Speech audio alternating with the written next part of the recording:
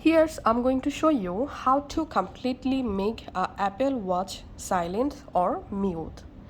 The first thing we have to do, press the power button to go to your control center. In your control center, scroll down and tap on this volume icon and decrease the volume. Once it's muted, now follow the second steps. Press the crown to go to your app library. In app library, open the settings app. In settings app, you have to scroll down and tap on sounds and haptics. Here you have to enable silent mode, and then you have to disable this ringtone and alert volume. Just mute it. And then tap on haptics and select here off.